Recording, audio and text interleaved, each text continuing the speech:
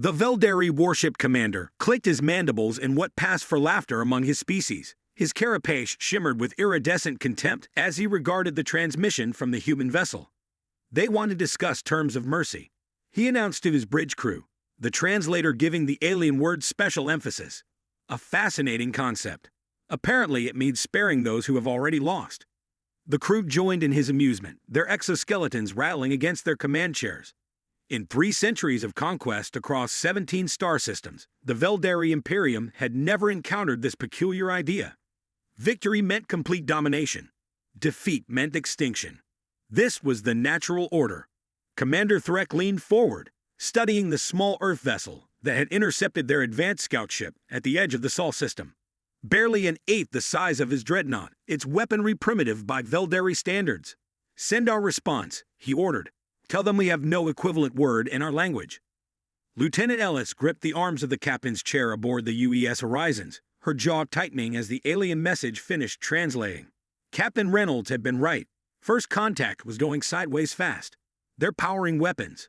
Lieutenant, her tactical officer reported, voice steady despite the circumstances. Ellis had hoped for peaceful contact when the alien vessel appeared near Neptune's orbit. Instead, the Veldari, as they called themselves, had immediately begun scanning Earth's defenses and transmitting what were clearly military assessments. Broadcast on all frequencies, she ordered. This is Lieutenant Commander Audrey Ellis of the United Earthship Horizons. We request communication before hostilities. The concept you dismiss, mercy, is a cornerstone of human civilization. A strength, not a weakness. The Veldari commander's response was instantaneous. A particle beam sliced through the Horizon's port nacelle, sending the ship spinning. Evasive maneuvers. Ellis shouted as emergency klaxons blared. Send the distress beacon. Designation code black. The Horizons limped behind Triton, Neptune's largest moon, as Ellis watched the Veldari ship grow smaller on their view screen, heading directly toward Earth. They're not pursuing us, the navigation officer noted, confusion in his voice. No, Ellis replied grimly. They don't consider us worth finishing off. They're heading toward the inner planets. The defense fleet can't mobilize in time, muttered the tactical officer. Ellis nodded, blood trickling from a cut on her forehead. Maybe not, but they've made their first mistake. What's that, Lieutenant? Ellis's eyes never left the screen. They should have destroyed us completely. Now, humanity knows what's coming. As the Horizon's quantum communicator transmitted the encounter data back to Earth, military commands across the planet initiated Protocol Thunderhead, the long-prepared contingency for hostile first contact. The Veldari had dismissed mercy as weakness. In the coming days, they would learn how dangerously wrong they were. Admiral Marcus Aid Bio stood before the United Earth Defense Council, his weathered face illuminated by the holographic display of the approaching Veldari fleet. Satellite imagery had identified not 1 but 17 warships now crossing Saturn's orbit, each larger than anything in humanity's arsenal. They'll reach Earth in 4 days, he stated flatly. Conventional engagements would result in catastrophic losses, possibly civilization ending. General Trask snorted. So we just roll over. Show them the mercy they mocked. No, Aid Bayo replied, eyes hardening. We show them why mercy exists in the first place. He gestured, and the hologram shifted to display a series of orbital platforms, the controversial Damocles Array, 12 satellites officially designated as research stations, but secretly housing quantum displacement weaponry that had been banned by the Antarctic Treaty of 2088. Project Mercy, Aid Bayo said quietly, a last resort system we hoped never to use. Those platforms were supposed to be decommissioned, protested the Chinese delegate. They were, confirmed the Russian representative with a knowing look. Officially, the council chambers erupted in argument until President O'Keffer's voice cut through the chaos. Enough. We don't have time for recriminations. Admiral, explain the strategy. Adebayo nodded to his aide, who projected tactical simulations across the chamber walls. The Veldari think mercy is weakness, because they've never faced an adversary with our particular psychology. Their species evolved from hive predators. They understand only dominance or submission. He highlighted the lead Veldari dreadnought. But humans are different. We can cooperate with those who cooperate and punish those who don't. Our capacity for mercy exists precisely because of our capacity for strategic violence. Operation Thunderhead has 3 phases, he continued. First, we evacuate all orbital installations and bring our fleet behind Mars, appearing to abandon Earth's orbit. You want us to look weak? Asked the Brazilian counselor incredulously. I want us to look like we're following their expectations, HFY corrected. Let them think we're running. Meanwhile, we activate the dormant Damocles platforms. When their fleet enters the kill zone, we demonstrate exactly why humans developed the concept of mercy. Deep in the Moldov command bunker, Commander Talia Russo watched the neural link indicators flash green as 6,000 drone fighters came online. Each pilot, seated in immersion tanks throughout the facility, would control swarms of the autonomous craft. The technology had been developed for asteroid mining, now repurposed for war. Psychological operations complete, her lieutenant reported. All Earth broadcasts now showing evacuation protocols and panic responses. Russo nodded grimly. The deception was working. If the Veldari were monitoring human communications, they would see exactly what they expected, a civilization unprepared for their level of aggression. As the alien armada accelerated toward Earth, they failed to detect the subtle repositioning of the Damocles array, or the quantum entanglement signals activating dormant defense systems buried beneath the lunar surface. The trap was set. Humanity would teach the Veldari why mercy existed, by showing what happened when it was withheld. Captain Orion Miller drifted in his stealth observer craft, watching the massive Veldari dreadnoughts enter Earth orbit with impunity. Their ion drives glowed malevolent violet against the blackness of space as they positioned themselves over major population centers. Look at them, his co-pilot Lieutenant Walker whispered. They're not even in defensive formation. They think we've surrendered. Miller's voice was ice, exactly as planned. For 3 days, Earth had broadcast increasingly desperate pleas for mercy, culminating in fabricated surrender transmissions. The Veldari, true to their nature, had responded only with demands for total submission and resource appropriation schedules. All vessels in position. Confirm the quantum-encrypted communication from Admiral Adebayo.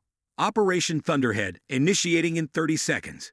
Miller activated his neural link, connecting to the observation network that would document everything that followed. History needed witnesses. Aboard the Veldari command ship, Supreme Commander Threx surveyed the blue-green planet below with satisfaction. Their intelligence had indicated the humans possessed some defensive capabilities. Yet they had scattered before the Imperium's might. Prepare the landing parties, he ordered. Begin resource extraction at designated points. His second-in-command hesitated. Commander, our deep space sensors detect anomalies in the lunar orbit. Threck dismissed the concern with a flick of his primary appendage. Minor debris. The humans' primitive satellites, perhaps. Proceed with the landing sequence. The words had barely left his translator when the first Damocles platform activated. There was no beam, no projectile, no conventional weapon signature. Instead, a sphere of distorted space enveloped the nearest Veldari cruiser. For 3 seconds, nothing seemed to happen. Then, as the quantum displacement field collapsed, the laws of physics reasserted themselves. The cruiser imploded, its atomic structure compressed into a mass no larger than a shuttlecraft, before detonating in a flash that briefly outshone Earth's moon. Before Threck could process what he witnessed, 5 more Veldari ships suffered the same fate. The remaining vessels frantically powered weapons, firing indiscriminately at empty space where they detected energy fluctuations. Evasive action. Threck commanded, mandibles clicking in alarm. Target those platforms. But the Damocles array wasn't Earth's only defense. From behind Mars streaked humanity's combined fleet, not fleeing as the Veldari had assumed, but positioned for a flanking maneuver. At the same moment, 6,000 drone fighters launched from concealed lunar bases, their swarm intelligence overwhelming Veldari targeting systems. Admiral Adebayo watched the battle unfold from the UES Retribution. Second phase, he ordered. Selective targeting only. Disable rather than destroy. The tactic confused the Veldari even more than the devastating first strike. Human weapons systematically targeted engines and weapons systems, while avoiding command centers and like support. Within 40 minutes, 9 Veldari ships had been destroyed outright. The remaining 8 drifted powerless, surrounded by Earth vessels maintaining strategic distance. Open a channel to the Veldari command ship, Adebayo instructed. Commander Threck's image appeared on the view screen, his carapace no longer shimmering with confidence. This is Admiral Marcus Adebayo of the United Earth Defense Force. He stated calmly, "You have experienced our capacity for violence. Now we offer what you previously mocked. Mercy, surrender, and your remaining crews will survive." Threk's translator struggled with his response, but his confusion was clear. "Why not eliminate us completely? You have the capability." "Because that's not who we are," Adebayo replied. "Mercy isn't weakness. It's the privilege of the powerful to show restraint when they could destroy. Your first lesson in human nature begins now." The Veldari prisoners were housed in a specially constructed facility in the Australian outback. Atmosphere, gravity, and nutrition, precisely calibrated to their physiology. Commander Threk, once the proud leader of an invasion force, now found himself the reluctant diplomat for his surviving crew. Dr. Amara Okafor, the president's daughter, and the foremost xenoanthropologist on Earth, studied Threk through the observation window. Unlike military personnel who saw only an enemy, she recognized something else, a being confronting a complete paradigm shift. "Our scans indicate your neural patterns have changed," she noted as she entered the chamber. "You're processing new information pathways." Threk's compound eyes fixed on her. "Your species confuses us. You have the power to eradicate us. In your position, we would have done so without hesitation." "I know," Amara replied, taking a seat. "That's why I'm here. Not as your captor, but as your teacher." Over the next 3 weeks, Amara conducted daily sessions with Threk and rotating groups of Veldari officers. She explained human concepts that had no parallel in their hive-based culture. Compassion, rehabilitation, the possibility of former enemies becoming allies. "Your species evolved differently than ours," she explained. "Veldari developed from you social predators where resources were scarce. Elimination of competitors was evolutionary necessary. But humans evolved as social omnivores, where cooperation often proved more beneficial than conflict. Yet you created weapons that could destroy worlds," Threk observed. "Precisely because we understand the alternative," Amara countered. "We developed mercy not despite our capacity for violence, but because of it. We recognize what total war costs both victor and vanquished." On the 23rd day, Threk requested an audience with Admiral Adebayo. The meeting took place in a neutral chamber, with minimal security, a calculated risk that demonstrated the principles Amara had been teaching. "The Imperium will send more ships when we fail to report," Threk stated without preamble. "They will not understand what has happened here." Adebayo nodded. "We expected as much. But they need not come as conquerors," Threk continued, surprising the Admiral. "I propose an alternative." The Veldari commander's suggestion was unprecedented. He would return to the Imperium not as a defeated warrior but as an emissary, carrying knowledge of a species that had the power to destroy them, but chose another path. "Why shouldn't we trust you?" Adebayo asked bluntly. Threk's mandibles moved in what Amara had identified as their version of contemplative gesturing. "Because I have witnessed something previously incomprehensible. Your mercy has created a debt, a concept we are only beginning to understand." 2 days later, the Security Council approved the proposal with significant modifications. Threk would be allowed to return with a small crew aboard one repaired vessel, but they wouldn't go alone. The UES Diplomatic Corps volunteered their finest for what might be a one-way mission.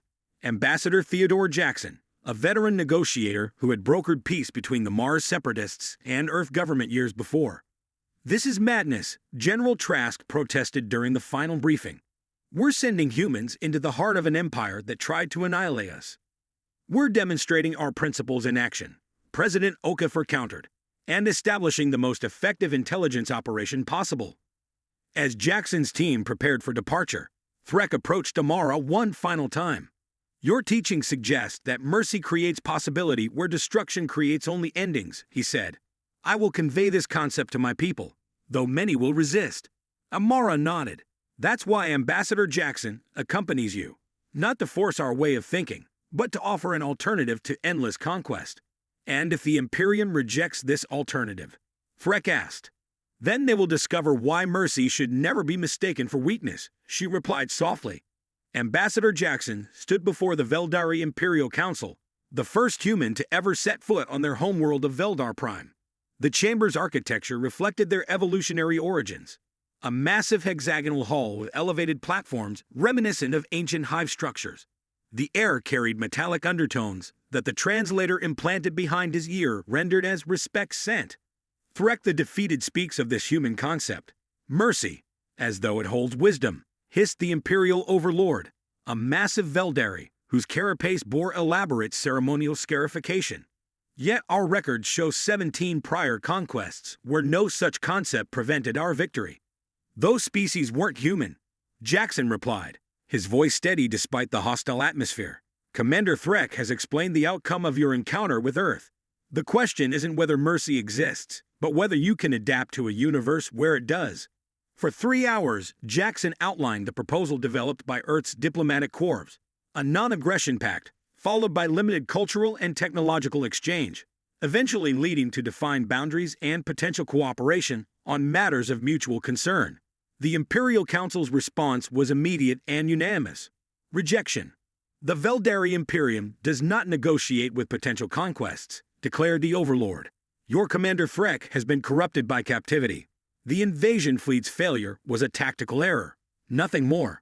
As guards moved to seize Jackson and his team, an unexpected voice rang out.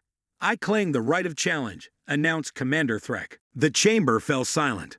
The right of challenge was an ancient Veldari tradition, seldom invoked in modern times. A ritual combat that could overturn the Council's decision if the challenger prevailed against a champion of the Council's choosing. You would fight for these aliens? The Overlord asked incredulously. I fight for the Imperium's survival, Threk countered. What I learned on Earth cannot be unlearned. Either we adapt, or we eventually face extinction, when we encounter species who possess both Earth's technology and their resolve. Back on Earth, President Okafor received the quantum transmission from Jackson's concealed communicator. The news of Threk's challenge spread quickly through the Defense Council. We should prepare the fleet, General Trask insisted. If Threk fails, they'll launch another invasion. Admiral Adebayo shook his head. Not immediately. They'll study us more carefully first, attempt to understand what gave us the advantage, and in that time, ask the Russian representative. We continue Project Thunderhead's next phase, replied Dr. Amara Okafor, now elevated to Xenopolitical Advisor. We've learned as much about them as they have about us, including the fact that their biology has a critical vulnerability. On Veldar Prime, the ritual combat commenced in an ancient arena carved from the bones of the planet's extinct megafauna. Threk faced the Imperial champion, a warrior bred specifically for combat, larger and more heavily armored than standard Veldari. Jackson and his team watched from a secure observation platform as Threk fought not just for his own honor, but for a new future for his species. The combat was brutal, chitinous limbs shattering against carapace armor, toxic secretions sizzling on contact with opponent exoskeletons. After 27 minutes of combat, both competitors stood bloodied and damaged. The champion lunged for a killing stroke, and Threk did something unprecedented in Veldari combat history. He stepped aside rather than counterattacking, allowed the champion to overextend, then disabled rather than killed his opponent when the opportunity presented itself. The arena fell silent. In traditional combat, the victor always delivered death. I claimed victory and spare my opponent, Threk announced, demonstrating the very principle he had learned from humans. As Earth has shown, true strength lies in having the power to destroy, yet choosing not to. The Overlord chittered in fury. This is not our way. It is now, Threk replied, his damaged mandibles barely able to form the words, because their way ensures survival. 1 Earth year after the ritual combat on Veldar Prime, the diplomatic vessel UES Concordia entered orbit around the Veldari homeworld. Unlike the tense first visit, this arrival came with formal invitation. Admiral Adebayo stood on the bridge, watching the planet's rusty continents and violet oceans rotate beneath them. I never thought I'd see this day, he admitted to Ambassador Jackson, a formal treaty with a species that tried to conquer us. Jackson smiled thinly. The Veldari civil reformation is still fragile. Threk's faction controls the government, but 3 colony systems remain in rebellion, which is precisely why this alliance matters to both sides, added Dr. Amara Okafor, now Earth's official xenocultural ambassador. The welcoming ceremony took place in the same arena where Threk had demonstrated mercy a year before. Now repurposed as a diplomatic venue, its ancient combat stains were covered by elaborate tapestries depicting both human and Veldari historical scenes. Threk, bearing new ceremonial markings identifying him as the Imperium's first voice, greeted the Earth delegation with the human gesture of an open-handed shake, physically awkward with his appendages, but symbolically powerful. Our civilizations evolved on different principles. He addressed the assembled dignitaries and billions watching via quantum transmission. Humans developed cooperation alongside competition. The Veldari knew only dominance. But evolution does not end with physical form. Cultures, too, must adapt or perish. Admiral Adebayo stepped forward to sign the Treaty of Mutual Recognition. As the document's terms scrolled on displays throughout the arena, many Veldari cheered in discomfort at its core principles: territorial integrity, non-aggression, cultural exchange, and joint scientific ventures. Some say I betrayed our heritage, Threk acknowledged, addressing the discontent directly. But I have given our people something the Imperium never possessed in its 1,000-year history: a future not built on endless conquest. The signing ceremony concluded with an unprecedented gesture.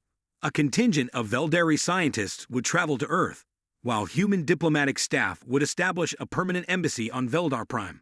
Later, at the private reception, Threk pulled Amara and Admiral Adebayo aside. "There is something you should know," he said quietly, his translator rendering the caution in his voice. "The rebellious colonies have contacted the Mrazik's hegemony, a species even the Imperium avoided challenging. They seek allies against both us and humans." Adebayo nodded grimly. "We suspected as much from quantum displacement signatures near your outer colonies." "Then you understand," Threk continued, "why this alliance transcends mere political convenience. Neither of our species can face the Mraziks alone. They consume rather than conquer." As the reception continued around them, the three architects of peace contemplated the greater challenge ahead. The lesson of mercy that humanity had taught the Veldari would soon be tested against an enemy that might understand neither mercy nor conventional warfare. Back on the Concordia that night, Admiral Adebayo gazed out at the unfamiliar constellations visible from Veldari space. "Was it worth it?" he asked Amara softly. "Teaching an enemy to become an ally, when it might bring us into conflict with something worse?" Amara considered the question carefully before answering. The Veldari laughed at mercy because they saw only weakness and restraint. Now they understand it's the foundation of something greater than conquest, civilization itself. Whatever comes next, that understanding makes the universe better. And if the Mraziks can't be taught the same lesson, then humanity and the Veldari will demonstrate together why mercy is offered before conflict, she replied, and why it's withdrawn when rejected. As the Concordia prepared to return some of the delegation to Earth, new joint defense platforms were already being constructed at the boundaries of both species' territories. The quantum displacement technology that had once defeated the Veldari now protected them as well, a shield against whatever threats emerged from the deeper darkness between the stars. The Veldari had laughed at mercy until humanity showed them why it existed. Now, standing together, they would offer that same lesson to the universe. Mercy when possible, unyielding strength when necessary, and the wisdom to know the difference.